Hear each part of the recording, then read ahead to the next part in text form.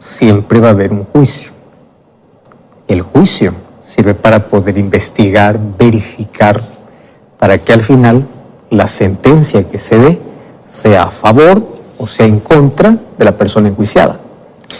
En la Biblia nosotros encontramos diversos juicios de Dios, donde la sentencia se da. Sin embargo, antes de la sentencia siempre hubo advertencia, siempre hubo oportunidad. Dios nunca actuó sin que la persona o la ciudad pudiese conocer aquello que iba a venir. En el caso de Nínive, por ejemplo, Dios levanta a un profeta llamado Jonás y le lleva hasta Nínive para que éste pueda dar un último mensaje de advertencia. Nínive será destruida, es llamada a un juicio. Si es que Dios hubiese actuado sin advertir, ya sería legal y suficiente destruir por el grado de maldad. Sin embargo, Dios siempre da una nueva oportunidad. Y ahora vamos a ver de que el juicio al cual Dios llama a los seres humanos no es mala noticia en sí. Es una oportunidad que tenemos para que nosotros hoy podamos, en nuestro caso, hacer de Jesús nuestro abogado. En el caso de Nínive, arrepentirse de todo corazón para que la sentencia sea favorable. Hoy queremos analizar un poquito cómo es el juicio de Dios, tomando como base lo que sucedió con Nínive, aquella grande ciudad en la cual Dios estaba tan interesado en salvarla. Y hasta el último, hasta el final, intentó de todos los modos y por todos los medios salvarla. Sin embargo, aunque al comienzo se arrepintió, finalmente terminó destruida porque desaprovechó todas las oportunidades que Dios le dio. ¿Qué tiene eso que ver con mi vida? Eso veremos hoy, aquí, en nuestro programa Libertad Sin Límites. Vamos a una brevísima pausa y ya regresamos.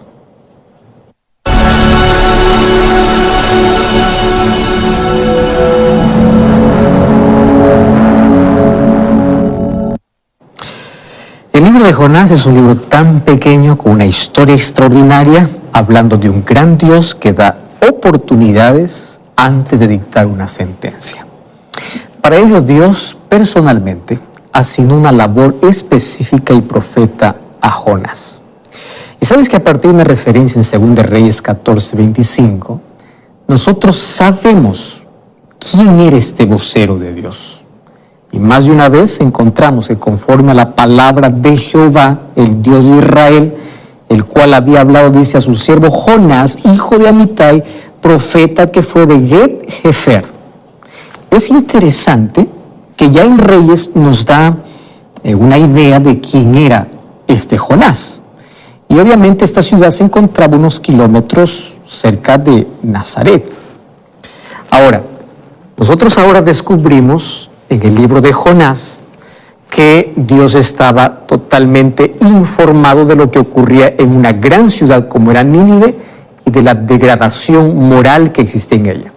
Así como Dios conocía perfectamente quién era Jonás, de dónde venía, quién era, cuál era el ministerio que le dio, también conocía cómo era Nínive. Jonás capítulo 1-2, Dios le dice, levántate y ve a Nínive, aquella grande ciudad, pregona contra ella porque su maldad ha subido delante de mí.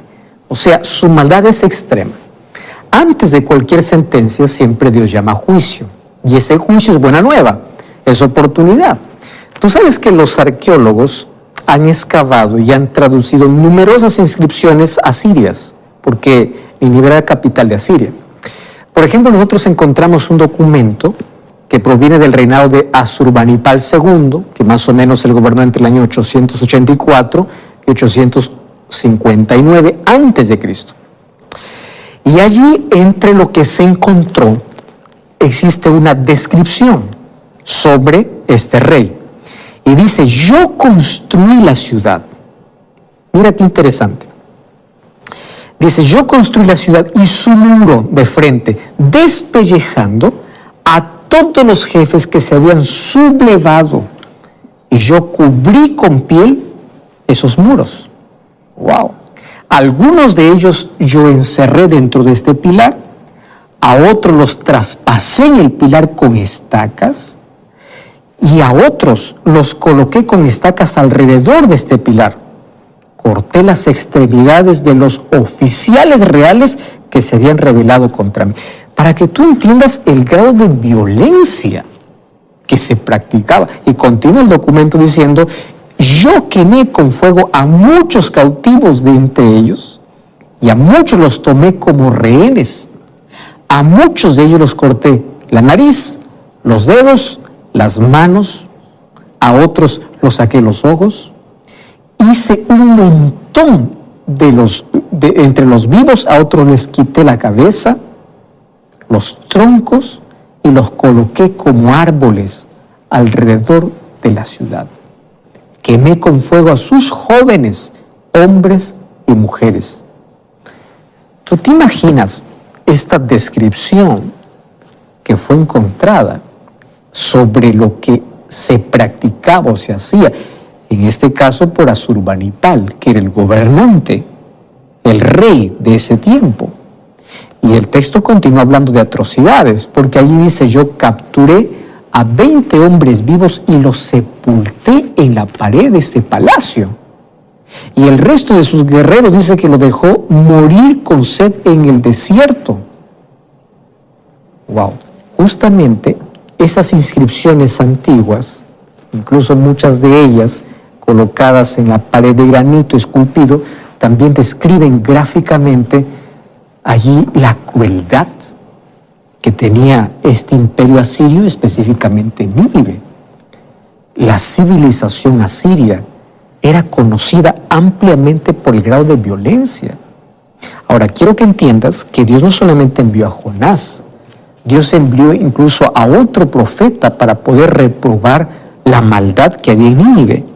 Cuando tú vas para el libro de Nahum, capítulo 1, versículo 1 hasta el versículo 3, allí habla de ese Dios celoso que es vengador, en este caso para poder aplicar la sentencia, porque está lleno de indignación, se venga de sus adversarios.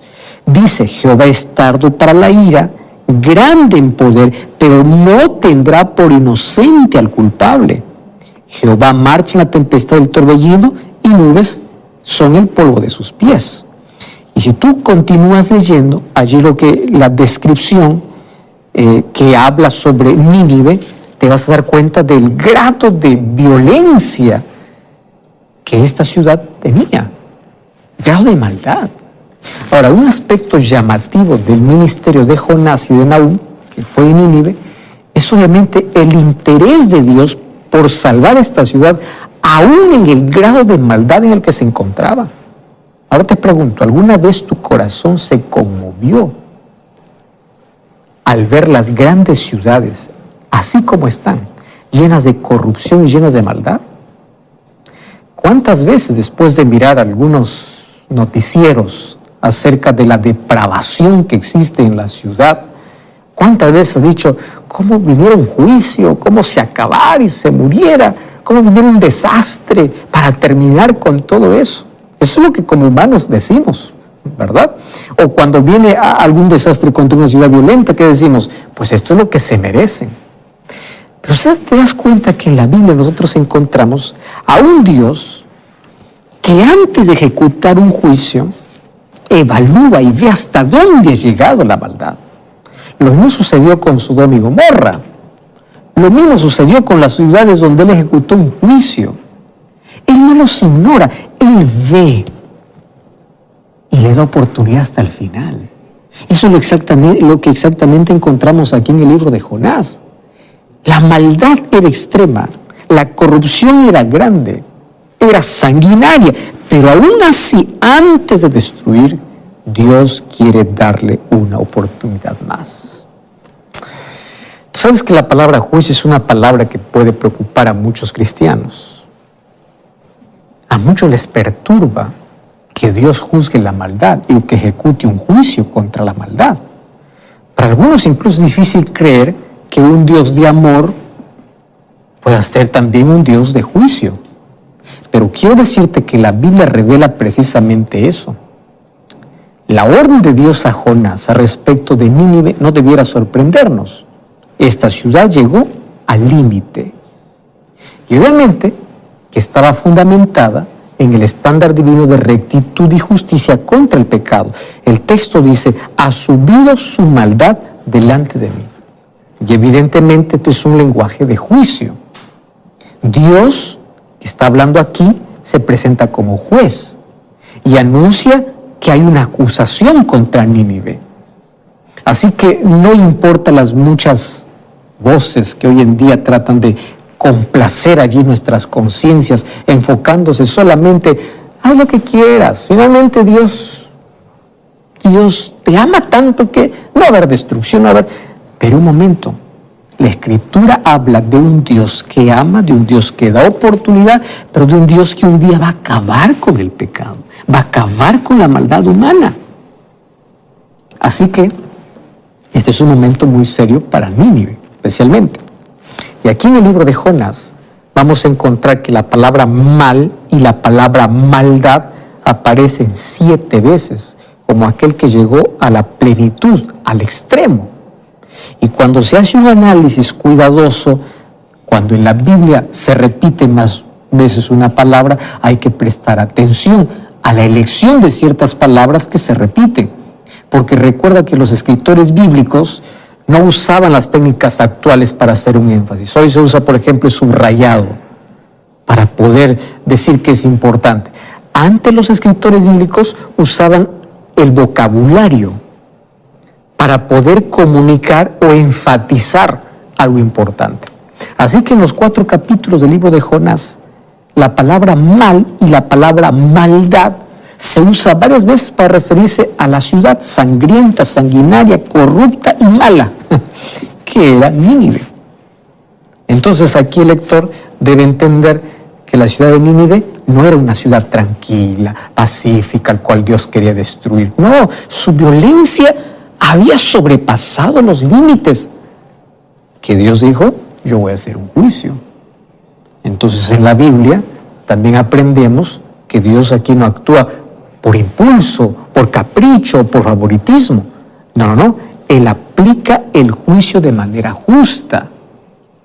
Con frecuencia nosotros vamos a ver a Israel con su estándar de moralidad, que Él siempre va a proclamar un juicio contra ella para que pueda arrepentirse cuando es necesario.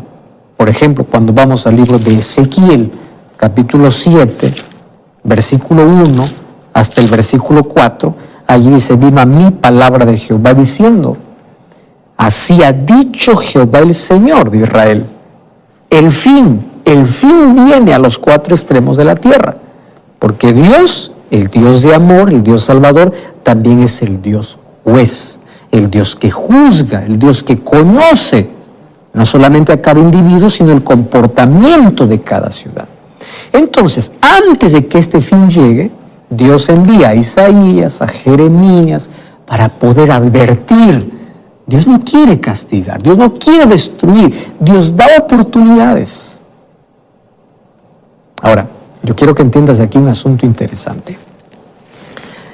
El mismo estándar que Dios colocó para poder juzgar a su pueblo era el mismo estándar que Dios usaba para poder juzgar a todos los pueblos, no solamente para con Israel. Ahora, Dios tuvo antiguos gobernantes como responsables y fueron juzgados bajo el mismo estándar igual que el pueblo de Israel. Nosotros necesitamos entender que el estándar de moralidad divino, ¿sabes? Está basado ¿en qué? En su ley. Voy a repetir esto. El estándar de moralidad de Dios está basado en su ley, en los 10 mandamientos. Aquel decálogo que mucha gente intenta destruir, decir que no existe, aquella que fue proclamada en el monte Sinaí, para mostrarte que los 10 mandamientos es la base de su justicia y la humanidad será juzgada, según Santiago capítulo 2, versículo 10 en adelante, en base a su ley. Y no creas que su ley es aplicada solamente para aquellos que conocen su ley. Su ley va a ser aplicada para juzgar a todos. Te voy a dar aquí algunos ejemplos, ¿está bien? Porque aquí estamos hablando de juicio y cómo Dios ejecuta su juicio y en base a qué está su juicio. Cuando nosotros vamos a Génesis, capítulo 12, encontramos que Abraham viajó a Egipto debido a una hambruna. Solo que cuando llegó allá, él persuadió a su esposa para que pueda mentir la relación que ellos tenían. El presentimiento de Abraham era que Faraón quiera tomar a su esposa, lo cual finalmente resultó cierto porque ella era muy bonita, muy hermosa. Pero el gobernante egipcio lo hizo así, claro, porque antes incluso indujo a Abraham a su esposa para mentir. Solo que Dios mismo trajo un juicio sobre el faraón. Aquel gobernante egipcio finalmente quedó preocupado porque descubrió que Abraham le había mentido. Y en Génesis 12, del 17 en adelante, dice que Jehová hirió a Faraón y a su casa con plagas por causa de Sara, mujer de Abraham. ¿Qué hizo Faraón? Llamó a Abraham y le dijo, ¿qué es esto lo que tú haces conmigo? ¿Por qué tú me mentiste? ¿Por qué no me dijiste que era tu mujer y me dijiste que era tu hermana? ¿Por qué? ¿No ves que yo tuve ocasión para tomarla ahora como mujer? Ahora le dice, toma a tu mujer y sal, vete. Ahora, fíjate una cosa. ¿Bajo qué estándar fue juzgado este faraón? Bajo el estándar de la ley de Dios. ¿Por qué vino un juicio contra su casa? Plagas. Y Faraón lo sabía. Porque él había tomado la mujer de alguien a quien obviamente tenía que respetar. Y era el marido y era Abraham. ¿Y qué cosa dice la ley de Dios? No cometerás adulterio. ¿Te das cuenta que los juicios de Dios están en base a su ley? Más adelante vamos a encontrar una situación similar, donde Abraham no aprendió la lección y volvió a mentir de nuevo. Otra vez Dios intervino con un gobernante pagano. Estoy hablando de faraones. Esta vez sucedió en Gerar. Y allí también mostró cómo es el elevado estándar de moralidad y de la ley de Dios que se cumple para ejecutar juicio en todos. Esa historia la encuentras ahí en Génesis capítulo 20. Dice que Dios vino a Abimelec en sueños de la noche y le dijo, mira, tú vas a morir a causa de la mujer que has tomado, porque ella es casada, ella tiene su marido. Solo que Abimelec obviamente no había llegado a Sara para tener relaciones sexuales. Y Abimelec se queda preocupado y le dice, Señor, tú vas a matar al inocente. En otras palabras, yo no sabía. Abraham vino diciendo que esta mujer era su hermana. Entonces yo lo creí. Yo hice esto con sencillez de corazón. Yo estoy limpio, yo soy inocente. ¿Y qué cosa Dios le dijo en sueños? Sí, yo sé. Yo sé que tú eres íntegro de corazón. ¿Íntegro en base a qué? A su ley. ¿Y qué cosa dice Dios? Yo te he detenido para no pecar contra mí. Yo no te permití que puedas tocar a esa mujer. Devuelve a esa mujer a su marido porque él va a orar por ti y tú vivirás. Si no, tú vas a morir. En otras palabras, yo voy a ejecutar un juicio. Ese juicio está en base a ¿qué? A su ley. ¿Estás entendiendo? Entonces, cada vez que Dios ejecuta un juicio, hay una ley que ha sido transgredida. Y esa ley, cuando es transgredida, la maldad crece, avanza. ¿Qué ley? Aquella ley que muchos intentan ignorar. El decálogo, los 10 mandamientos. Y sabes que Dios, cuando quiso ejecutar juicios, ya te estoy mostrando 2 evidencias, lo quiso ejecutar con personas que incluso no tenían probablemente el conocimiento completo, pero todos son juzgados por esa misma ley. Dios no destruyó las ciudades de Sodoma y Gomorra simplemente porque Él dijo, quiero destruir esta de mal humor. No. Dios no actúa arbitrariamente, como muchos piensan por allí. Una vez más, la razón es clara. Tú puedes revisar en Génesis capítulo 18. Y allí en el versículo 20, Génesis capítulo 18, versículo 20, cuando Dios habla con Abraham, es interesante.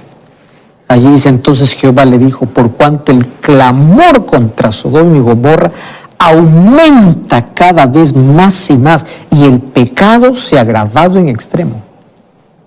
¿Qué pecado? Atentado contra la ley de Dios. Y Dios tiene que ejecutar un juicio. Y sabes que estos dos ángeles van a repetir la misma acusación a Lot. Génesis capítulo 19, versículo 12 y versículo 13. Dice, y dijeron los varones a Lot, ¿tienes aquí algunos más? ¿Tienes aquí al yerno? En fin, sácalo, porque vamos a destruir este lugar, por cuanto el clamor contra ellos ha subido a punto delante de Jehová. Por eso Jehová nos ha enviado para destruirlo, porque su maldad es extrema. ¿Qué cosa transgredieron? Su ley. Te voy a poner otro ejemplo. ¿Tú recuerdas la respuesta de José cuando la esposa de Potifar intentó seducirla para que se acueste con ella? Génesis capítulo 39, versículo 9. Interesante la respuesta que José le da a esta mujer. No hay otro mayor que yo en esta casa, ninguna cosa más reservada sino a ti. Tú eres su mujer. ¿Cómo yo pecaría contra Dios? ¿Por qué José dice, yo pecaría contra Dios? Porque pecar contra Dios, ¿qué cosa significa? Romper su ley. ¿Qué cosa decía su ley? No cometerás adulterio. Entonces, la ley de Dios fue dada en el Sinaí, pero la ley de Dios ya estaba en la mente desde Adán. Ellos conocían perfectamente que pecar, ofender a Dios, dejar que el mal avance, sería rompiendo su ley. ¿Por qué Satanás está tan interesado y ensañado en destruir la ley de Dios? Porque es la manera como el mal avanza y cómo la humanidad será juzgada. ¿Estás entendiendo? Y José lo entiende y dice, no dice, ¿qué va a pensar la gente? No, voy a pecar contra Dios. Te das cuenta que la ley de Dios no fue dada para el judío. Y la base en la cual la humanidad será juzgada, según Santiago capítulo 2, es por la ley de la libertad, como lo llama Santiago. ¿Tú sabes que el libro de Job es conocido como el primer libro del Antiguo Testamento? Y notablemente, Job no pertenecía al pacto que hizo con Abraham, porque es considerado el primer libro. Él vivió incluso antes de la liberación de los israelitas en el Éxodo. Sin embargo, en Job también se muestra un elevado estándar de moralidad. Mira, cuando tú vas a Job capítulo 31, el último capítulo, allí comenta de manera específica el pecado, que es la mentira, versículos 5 y 6, la codicia, versículos 7 y 8, el adulterio, versículos 9 al 12, la idolatría, versículo 24 al 28, el robo, a partir del versículo 38, la atención que se debe dar a los pobres, en fin. O sea, este capítulo habla de la ley de Dios, y recordando que Job es considerado el primer libro. Incluso Job existió antes de que existiera Moisés. ¿Me estás entendiendo? Entonces, a través de toda la Biblia, de Génesis a Apocalipsis, encontramos a un Dios que es amor, pero también es justicia. Y que su justicia está basada ¿en qué? En su ley. Aquel mismo que cobraba por las fallas morales a su pueblo que conocía su pacto, era el mismo estándar que usaba para poder juzgar a todas las naciones. No hay favoritismo. Entonces, no es que solo Jonás y Nahum llamaron a Siria a un juicio. También llamó Isaías. Cuando vas a Isaías capítulo 10, versículos 2 y 13. Ahí dice que después el Señor obrará, dice, incluso con su pueblo y con Jerusalén, llamando a un juicio y los castigará por su soberbia. Cuando vamos a Siria, igualmente, por su soberbia, por su altivez. ¿Y eso qué tiene que ver? Han roto, han quebrado su ley. Ellos mismos se han constituido por propios dioses. Ahora, el profeta Amós, que vivió en el mismo siglo que vivió Jonás, también pronunció fuerte denuncia del pecado contra las naciones que no eran parte del pueblo de Israel. Está hablando de manera general. En el libro de Amós, capítulo 1, versículo 2 en adelante, tú vas a encontrar esta declaración.